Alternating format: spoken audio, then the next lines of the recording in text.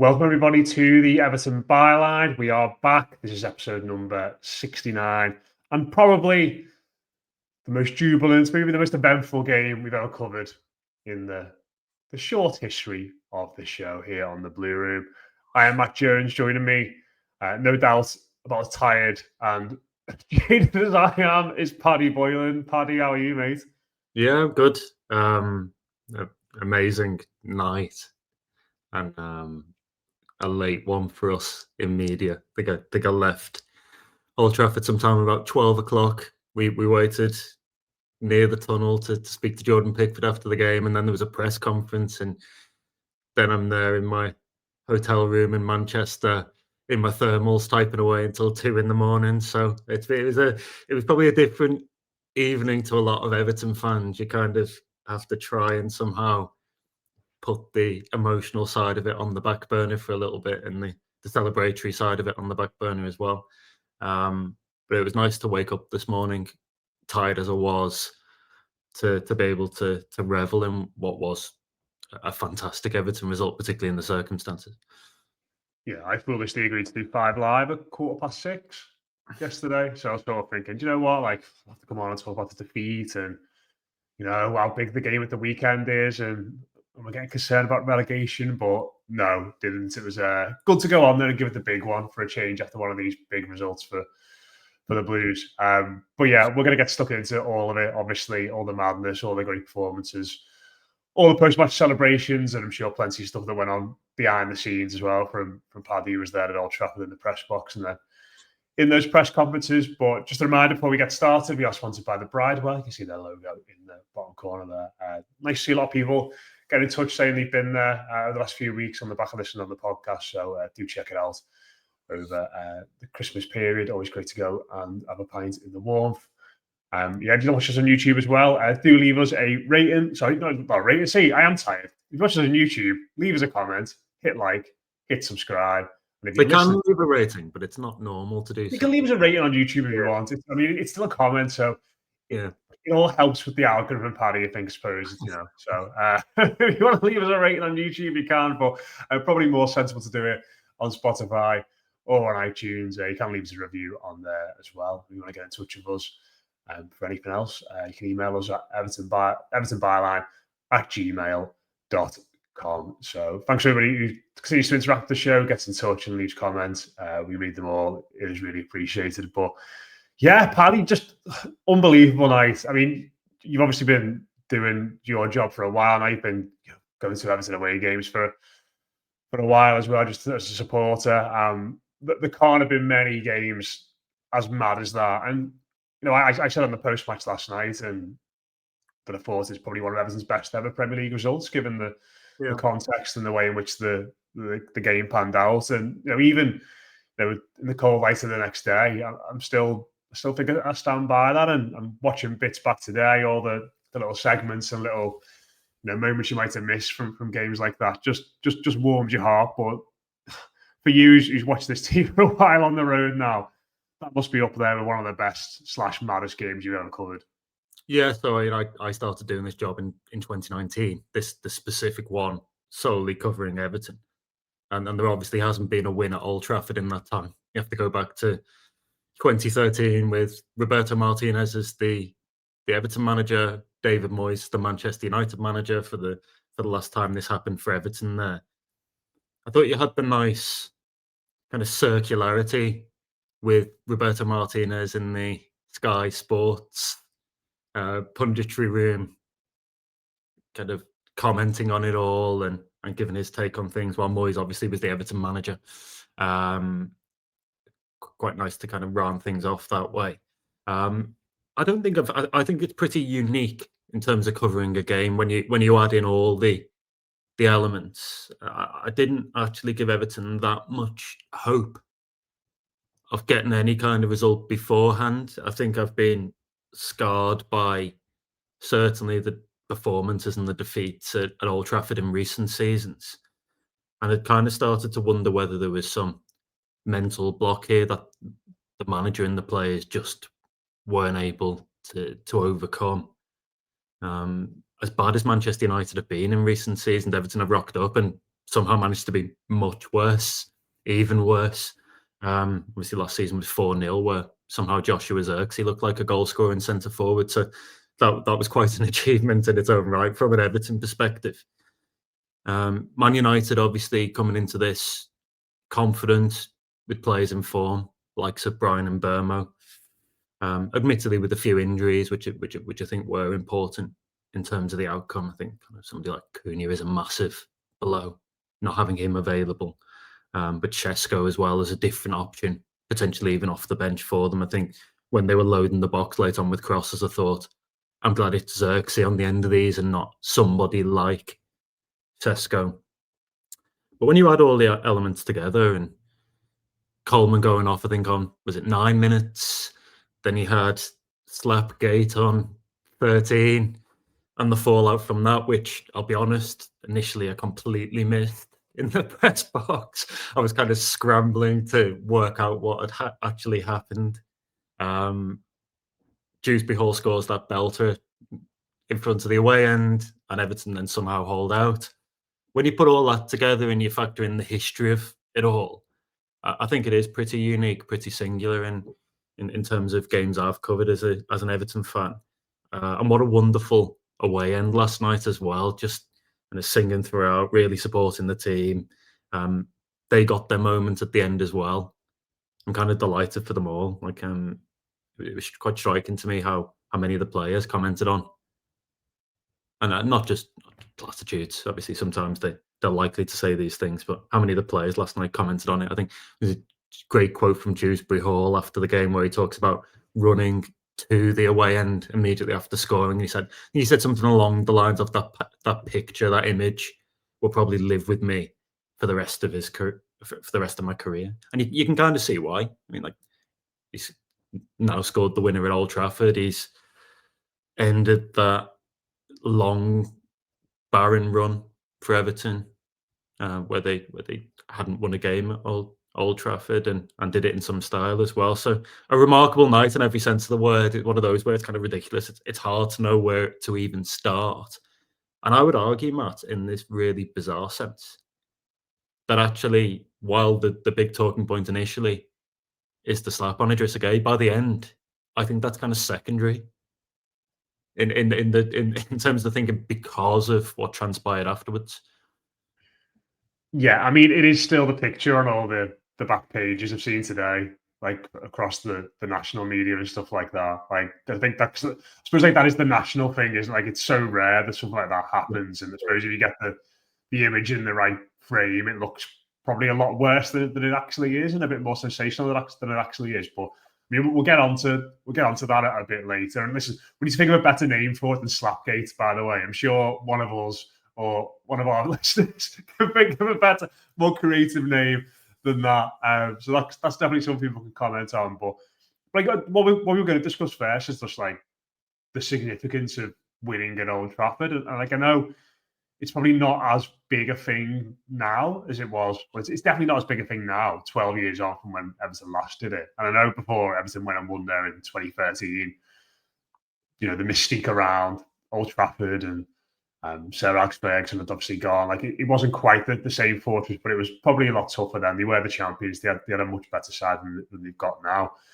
But like, I've always been so desperate for Everton to surprise us in one of these games, because the record has been obviously so bad, not just at Old Trafford and not just under Moyes, but at Chelsea, at Arsenal, at Liverpool. Yeah, like in the Premier League era, it is abysmal. Like at those four grounds in particular, it's absolutely abysmal. And as much as I think it's clearly a Moyes problem, or has been a Moyes problem, I think it's an Everton and a Moyes problem. And I think it's something that's just kind of permeated the skin of the football club in the Premier League era.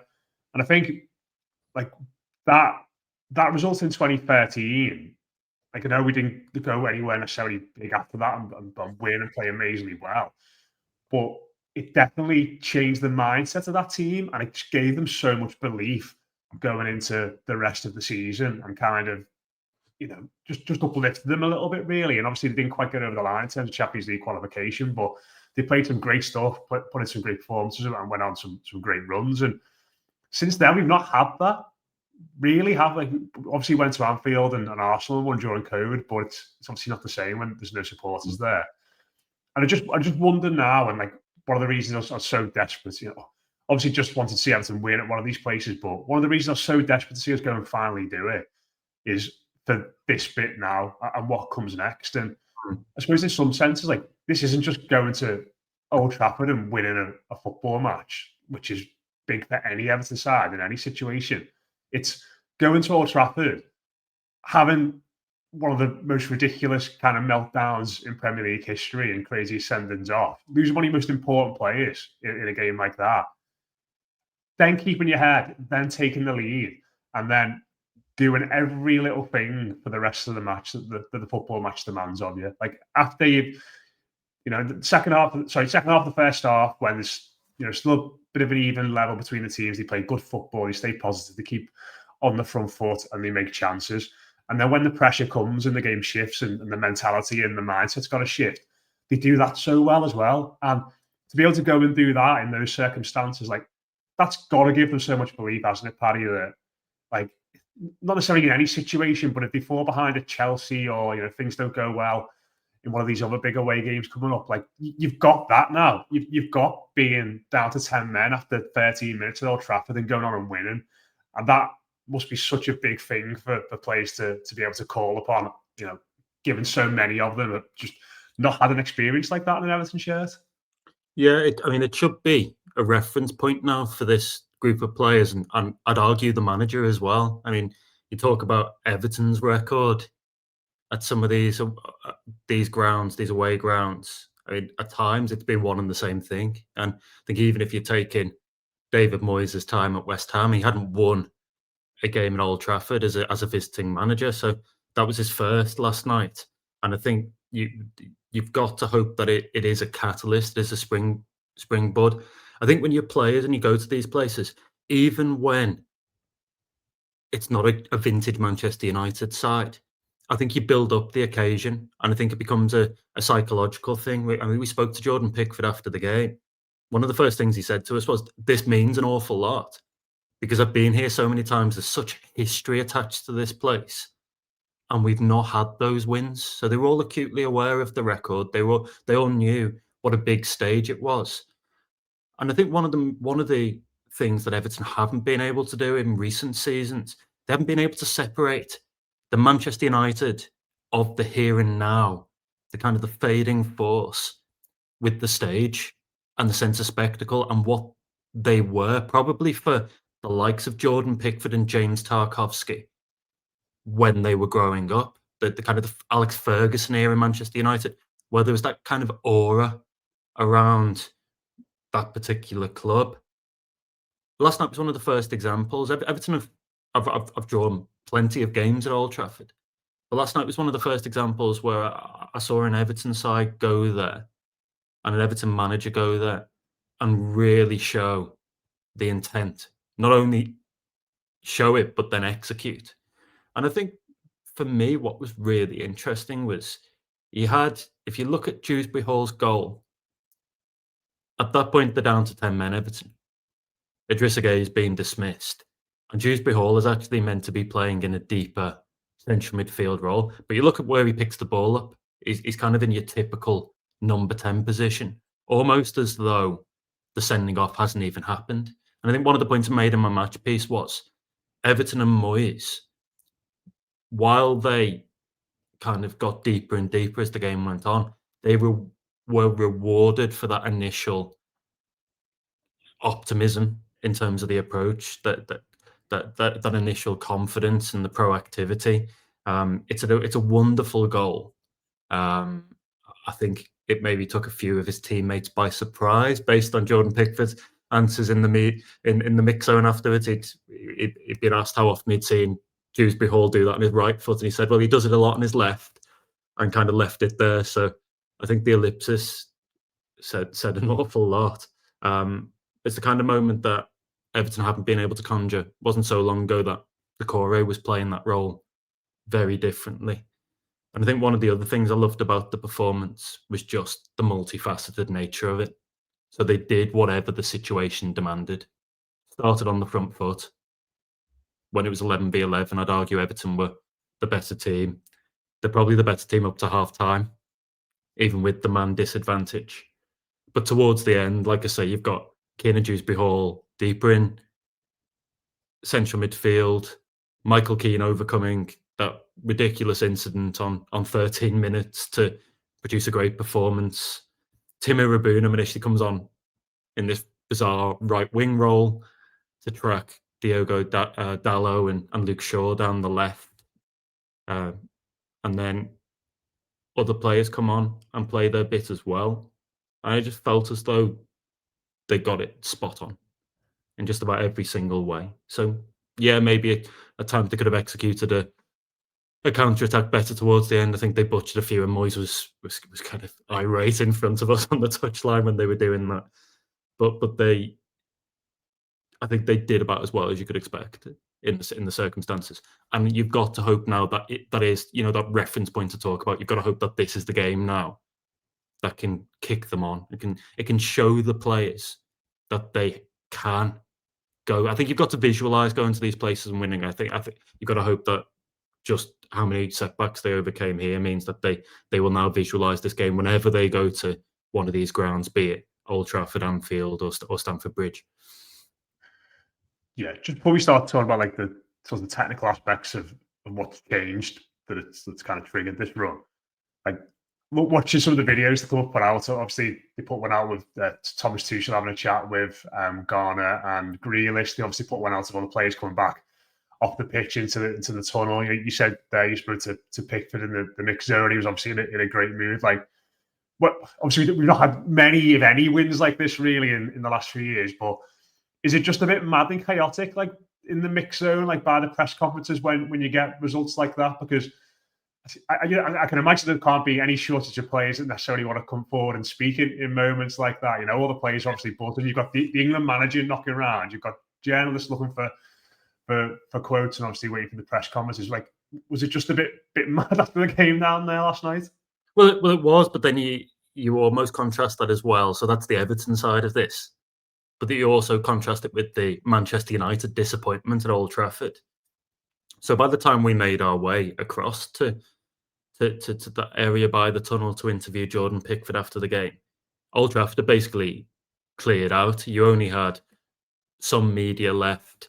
You had some of the Everton substitutes on the pitch doing their warm down. I could hear a few as I was walking around the pitch. I could hear a few Everton fans in corporate boxes shouting up the Toffees at Beto as he was doing his warm down. He was kind of interacting with them. So that was kind of another nice moment that obviously not many people would have seen.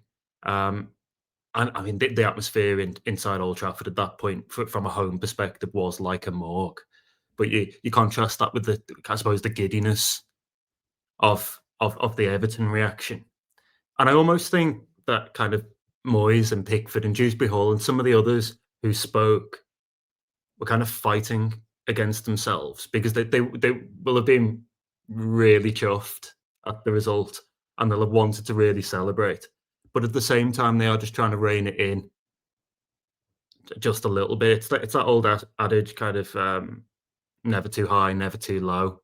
If you're a sportsman, you've got to keep on that even keel. So at the end of every answer, there was this kind of little disclaimer. It's like, yeah, but it's on to the next one. We've got Newcastle on Saturday, and that very generic kind of stock response now you get from anybody in football, more or less, after these games. But you could see how much it meant. You heard it in Dewsbury-Hall's words. You saw it, I think, in the Pickford quotes that myself and others will have put out today. And going back to that thing, don't let anybody tell you that Manchester United's current predicament means that this doesn't mean a whole load to this group of Everton players. It felt like a kind of significant kind of milestone evening. And I just hope now, like I say, that becomes the catalyst for what comes next. And they can almost follow through on this and make it more of a regular thing, because quite a remarkable record at some of these places. Yeah, I think going anywhere in the Premier League and having someone sent off at 13 minutes when it's 0-0 and still going on to win, like for any team against any team, is some going. Yeah. So to go and do it, with the baggage we've got at Old Trafford, like they've not lost at home this year. And I know they are a bit of a lack and stuff, but they haven't lost in the Premier League at home this season either. So they were feeling a bit quite good about themselves as well. So I think the context of all this is huge. And just love those little bits that come out after the game with the players in the tunnel where it's just a bit more candid and a bit more raw. But in terms of the changes then, Paddy, over the last few weeks, like it's mad because we spoke after that Sunderland game and we were talking about is Moyes sending cryptic messages, like how bad the team was. Like we had some of the worst substitute appearances I think we've ever seen for Everton players, and like it kind of felt like a little bit listless at that point. But we're 7 points from the last 9 now. We've got 2 clean sheets in the last 2, and we're 3 points off 4th, which is crazy. Obviously above the Reds as well, which is always nice. That was one of the songs last night as well. Yeah, because obviously the away fans staying for a long period after the full-time whistle, but as they filtered out, I heard that one as well. So I think everybody knew that Everton were ahead of Liverpool and wanted to kind of go about it. Yeah, but it feels like it's weird because I was looking at the teams, because we were going to be talking about like what's triggered this upturn in form. I was looking at the teams that we fielded, and in a lot of aspects it is about continuity, and certainly with Kiernan Barry, there's been that. I'm sure we'll talk about him in this section and what he's been offering.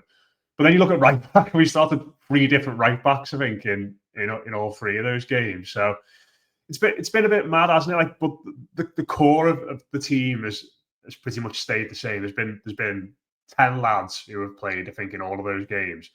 And obviously we've just had a bit of a rotating door at right back. But like in terms of what's stayed the same and what's helped, I think Barry is really starting to settle down a little bit now. And I know you asked, was that his best performance? I mean, this is a bit of a leading question from me, by the way, but that his best performance, you think, since joining Everton? I think it's just, I'd say it was as good, but very different to his performance against Fulham. Like Fulham, it felt like he had more of a, the responsibility was more into get hold of the ball more, like bring people into play, run the channels, like pin defenders back. Like that one last night for me was just all about like battle and scrapping and determination. And there were good moments of technical quality in there as well. But to win 14 headers against a back 3, like I know there's been a load of talk today about Amarim sticking with his 3 centre backs, but like, do you know what game it reminded me of a bit? Like I don't know if you remember this match, but do you remember on the Marco Silva when we won those 3 games in a row at home towards the end of the season against Arsenal, Chelsea, and United? Calvert-Lewin against Arsenal, I think they might have played back 3 that day as well. He just physically dominated the 3 centre halves the entire game, and like as much as we were a bit more on the front foot that day and there was a bit more attacking impetus, like it kind of reminded me a bit of that, where they just couldn't handle the physicality and the spring of the lad. And I know Mick Greeno, when we signed, Kiernan Barry said in the air the ball is a magnet to his head, and like that was it last night. So I think just to keep going and be that focal point and just make things hard, I think, for the defenders when, in a lot of occasions in that situation, they don't have time on the ball to bring it down or just head it across easily to a teammate. Like he just made it awkward for them the entire time he was on the pitch. And I thought it was a proper Premier League centre forwards performance, and I think if you got that from kind of a Chris Wood type, then you'd be saying that that's your Premier League know-how and experience. So I think to see that from Kiernan Barry at 23, and he's only just 23, I think that says an awful lot about him. So I mean, for that reason, I think it was a tougher task in many ways than Fulham at home. Like you say, I asked, by the time it got round to me, all the stuff about the Idrissa Gueye, Michael Keane incident and most of the kind of the other talking points have been discussed. So I asked Moyes about Barry, and he was saying he does think he's growing into this now. He obviously needs to start scoring goals. Noticed underneath his post on Instagram, you had Dewsbury-Hall and a few others commenting saying effectively along the lines of it's coming, the goal's coming, and that's going to be a big moment for him. But I thought we saw a more confident Kiernan Barry, and I think that support from the fans, that support from Moyes has really made a difference. and the consistency as well in selection. So I think that's one of the things that's changed. If we're going on to our next point, I think that's one of the big things that's changed. I think the other is that from the outside, this might surprise people, but I think the nature of the Sunderland performance in the second half and the way it sort of unravelled, I think that prompted quite a lot of soul searching internally. I don't just mean from the players, but I think the coaching staff as well. So we've had these repeated references. I mean, from Michael Keane after the Fulham game, from Moyes after Manchester United last night, where they're talking about we spoke a lot about being ahead 1-0 at the break and that mentality coming out afterwards and not allowing the Sunderland game to happen again. What can we do to ensure those performances don't slip? I think it's helped this season by that extra quality. One of the things I really noticed last night was Grealish's unique ability to draw fouls. I think there was probably 2 in the space of about 30 seconds that infuriated the majority of the crowd at Old Trafford.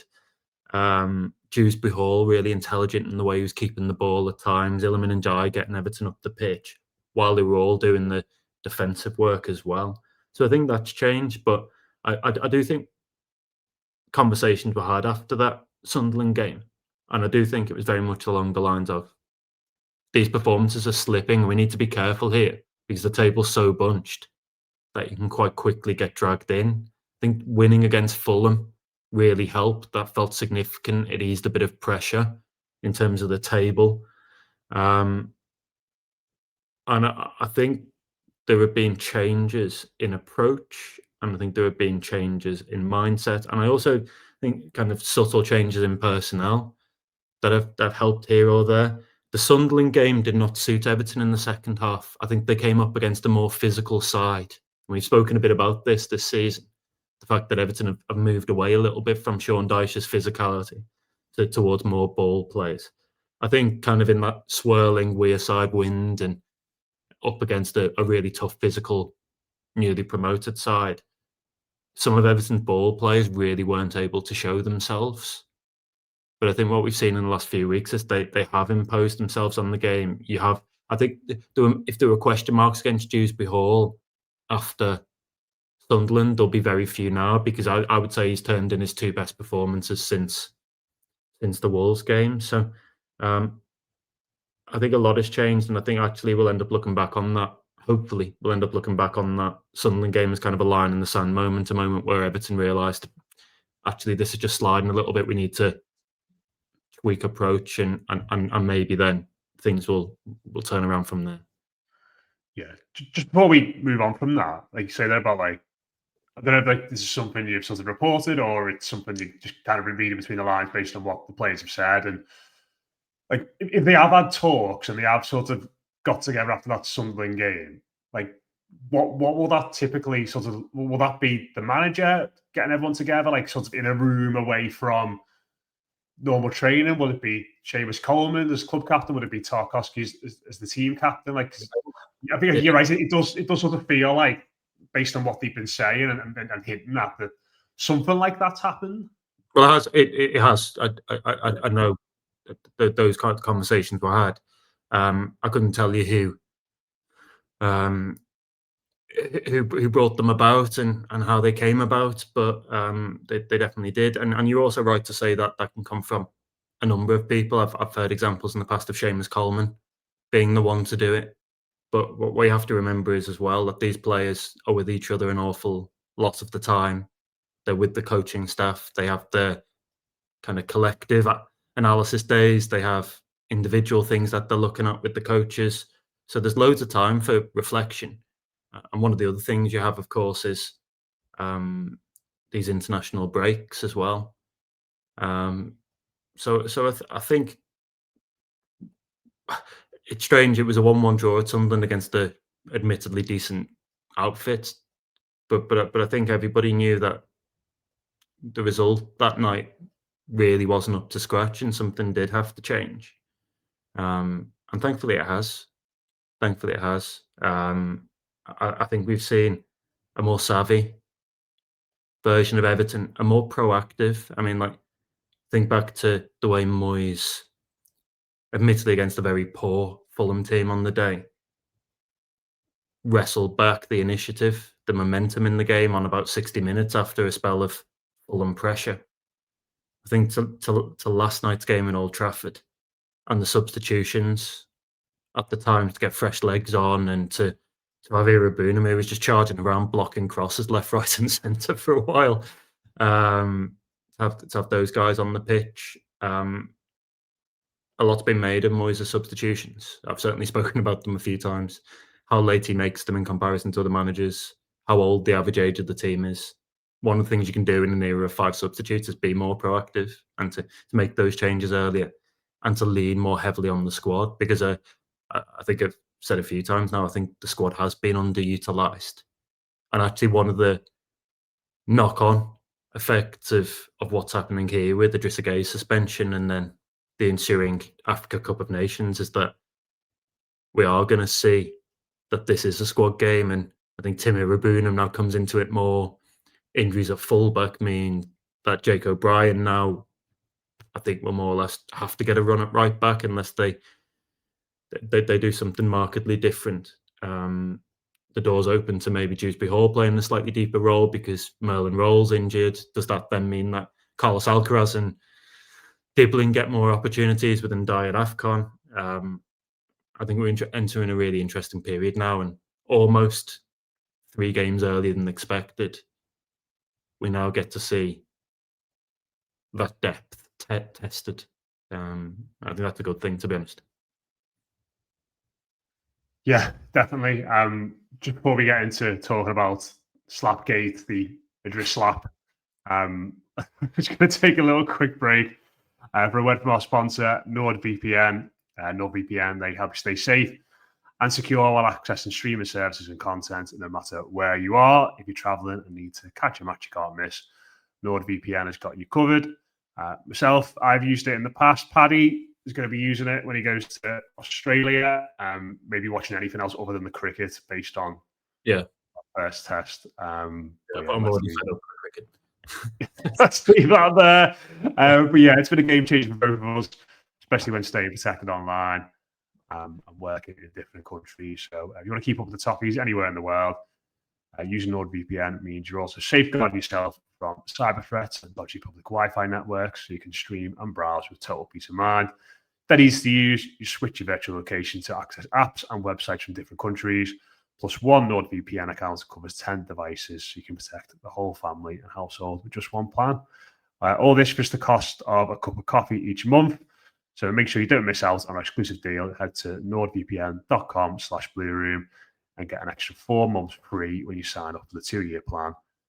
So head over to nordvpn.com/blueroom. That's nordvpn.com/blueroom to find out more. The link if you want to get involved in that is in the description to the podcast. Paddy, let's finish off by talking about the slap, the handbags, the scuffle, the incident, whatever you want to call it. I think Moyes called it the incident, didn't he? Or Dewsbury-Hall and Moyes called it the incident afterwards in the press conference. We can laugh about it now. But I mean, just take us through. Obviously, you were in the press box watching it on the television. I had no idea what happened until about 30 seconds afterwards because the screen was showing a replay of the ball going out. Like initially I thought Garner had hit one of the United players or something. Like at one point, Gueye had been sent off. It's like, what on earth's going on here? Take us through from your point of view. When did you realise what was going on? Yeah, so I missed it in real time. I think what tends to happen when you're doing these kind of minute by minute updates on, particularly on social media, is that as soon as something happens, you're posting about it. So for me, I switched off the moment that shot from Bruno Fernandes whistled just past the post. And then the next thing I hear is the response from the crowd, and I turn around and I see the referee brandishing a red card. So you are playing catch up in that moment. And I would say that, while we have TV monitors on certain desks, you're almost better off at that juncture being at home and having the full benefit of all the replays, because I'm in communication with other journalists next to me while the game's going on. I've got the lads from the Echo in front, Joe and Chris, and we're all a bit nonplussed. See one replay, and it's quite clear at that point it's Idrissa Gueye who's furious, irate, and having to be kind of effectively ushered down the tunnel, calmed down and ushered down the tunnel by Njai and Jordan Pickford, who is peacekeeper. You from the next replay, you see that they've been shoving each other, Pickford and Gueye, and that Gueye slaps him. At that point, I'm a little bit nonplussed by it all. I'm thinking to myself, is the logical thing here not just to have a word with them, maybe even book both of them? Even though I think Gueye's offence is slightly more egregious, if I'm honest. And I think that was the line Moyes took afterwards. But by the letter of the law, of course, that is violent conduct. That is serious foul play. The only way it's not is if the impact. I think if it's above the head, it has to be a negligible impact. So it's kind of a judgment call. That's where the subjectivity comes into it. I think you can make arguments both ways there, and I think you can also make an argument for common sense, given it's two teammates, but they are not in the rule book. So we're just scrambling. I'm also liaising with my desk at that moment in time. In London, so we're editors for the day, the news desk, my editor for the night. What the hell's gone on? I'm asking them at times, have you seen a replay that I've not seen it? Because this doesn't make sense to me. They then want us to respond. So immediately I'm writing about what happened from my perspective, what we've seen, got other people messaging the Premier League and PGMOL trying to find out. So it's kind of all hands on deck at that point. Normally I go, and this is not a sub story, by the way, but normally I go half time into the media room and just get something to eat. But there is kind of very much at the desk typing frantically, let's get this thing out as soon as possible, why there's real interest. One of the things I've noticed working for a company owned by the New York Times and being an American company itself is that there's when there are really specific instances like that, there's such a demand for kind of instantaneous coverage that we almost have to tap into it. So it was a frantic period. I still kind of fluctuate between whether I think this was a red card or whether common sense should have been applied. Moyes was interesting afterwards. He spoke about the apology, as Pickford and Dewsbury-Hall did in separate interviews with media. So he spoke about Idrissa Gueye's apology, and then he came out with that slightly strange, for my money, line about how he actually likes his players showing a bit of fight because it means that they're pumped up and they're kind of on it when it comes to dealing with mistakes. Well, Amarim said something similar, didn't he, as well? He said he didn't think it was a red card and he would like to see a bit more of that from his players. Yeah, I mean, it's just, I suppose it's crossing a threshold. And one of the things I was really impressed by was the way, not Michael Keane, admittedly, but some of the other Everton players defused the situation. And I think particularly Pickford, and I think you see in those moments how he's really developed into this mature figure in the dressing room, this leader. I think it also says a lot about the whole squad, including Michael Keane, that they were able to rally like this. And I almost think because of those events that hopefully I think it's probably brought them a little bit closer together. That should have been the effect. But there's also, at the same time, there's also that weird sense that like Idrissa Gueye has never done anything like this before. He's very rarely demonstrative. He very rarely loses his cool on the pitch. So to see that, I'll be honest, my first instinct when I saw it was something's gone on here. Something's been said that has not been picked up, or there's been something in the build-up to this game that we need to investigate further. And I don't actually think it was. I think the players were just hyped up, and Idrissa played what I would say is quite a silly ball with the outside of his foot in the penalty area. Keane didn't react to it, and he should have reacted to it. And I think in that moment, the two of them were furious with each other and both stood their ground. I don't think you want to see it really. I think Moyes, if we're being honest, if Everton had lost 2 or 3-0, I think the response would have been different. But I think the win allows everyone to almost save face a little bit, and for this to be swept a little bit to one side in favour of a much more positive narrative, which is Everton have won at Old Trafford for the first time since 2013. There's all those other amazing stats about, I think it was the first time Everton had won with 10 men since 2006. First time Manchester United had lost against 10 men in the Premier League, period.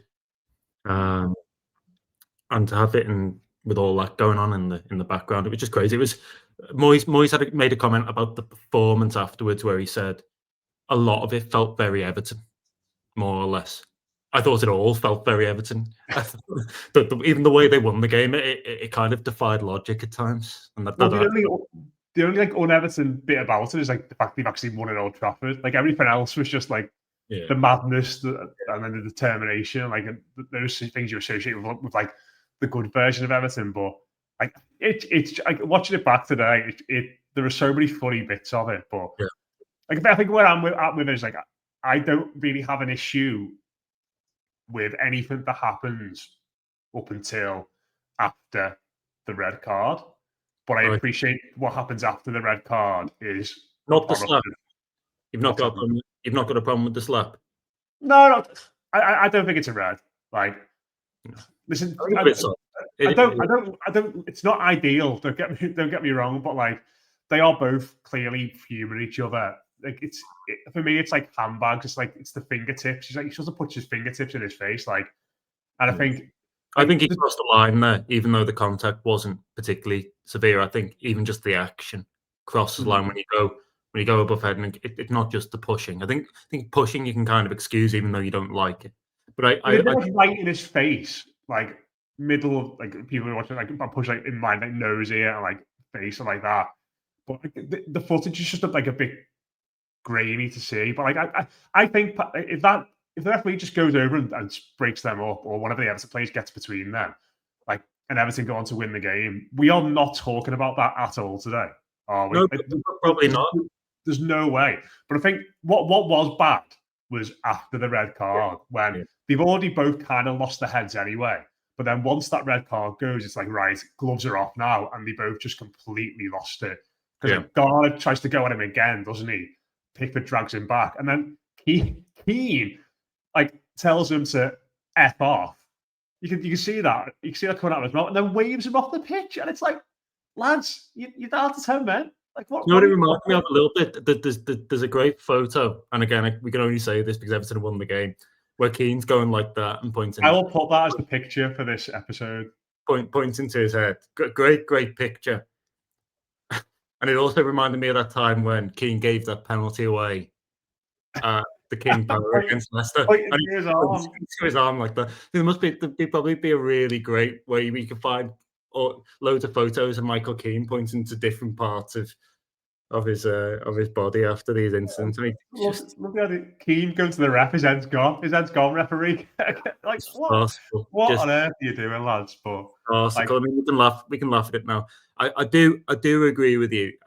I think what happened after the red card was just as concerning, if not more so, because Idrissa in particular, both of them, but Idrissa in particular is just so incensed, so irate, and needed such calming down. He almost looked like he needed to be restrained from going back again at Keane. And it's like, just lads, it's gone now. You've been sent off. I don't like you'll know this better than me, but like they are both very mild mannered lads. Yeah. Like if you were going to say to me last night, name the two Everton players who are least likely to have a fight with each other, they would probably be the bottom two on the list out of everyone, I'd say. I couldn't imagine Dewsbury-Hall fighting with anyone. No, but he's a bit scrappier, isn't he? He gets, he's been a lot of bookings this season, that kind of thing. Like, but I just wonder, like, and I saw, I think, I don't know if it's been reported elsewhere, but I saw Andy Hunter reported today that apparently Garner got a round of applause in the dressing room after he stood up and apologised for everybody. So like, they all stood up and clapped, kind of thing, isn't it? Yeah. I don't feel like this speaks to like any kind of big divide in the dressing room or any kind of feud of Keane and Gueye. It just feels like two lads who are under pressure. It's an intense environment. Like they both kind of made a mistake and they've just lost it. One of them's been sent off and then they've really, really lost it. Hopefully now they can just sort of put it behind them. Obviously, we're going to miss Garner for 3 games, which isn't ideal. But listen, I think last night, which is mad to say after what happened on 13 minutes, I think last night is a massive net positive for Everton in the end. And you know, you can feel emboldened and together by what happened. But listen, we'll wrap it up there this week. Absolutely amazing games to look back on. One of those that we've been doing and talking about for years. I had to go swimming. Like I'm so I just think it's so funny. Like that image of Keane telling them to F off, and then just imagine we'd lost. That's unbelievable. Yeah. But they didn't. The Blues are very much back in form, looking up. And the lovable Geordies are in town on Saturday as well. So it should be an interesting game there at Hill Dickinson Stadium. Just a reminder, we are sponsored by the Bridewell. If you're out in town early on Saturday before the game, do get down there for a bevy. If you watch us on YouTube, do hit like, do hit subscribe. Let us know your thoughts on that red card. Would you send Idrissa Gueye off? Have you ever got involved in a scrap with a work colleague? I'm sure Paddy has in the press conference, press box a few times down the years. He's smart. He's not denying it. No chance. If you're listening, I definitely know there's probably a few of my work colleagues who want to give me a slap, but it's not happened as of yet. And if you listen to us on iTunes or on Spotify, do leave us a rating, do leave us a review. We're back on normal schedule again next week with Blue Monday on Monday. We'll be back on Tuesday morning to reflect on that Newcastle game. But yeah, loads coming up this week on the Blue Room to reflect on that great win at Old Trafford on Monday night. But that's all from us here on the Byline. Up the Toffees. We'll speak to you again very soon.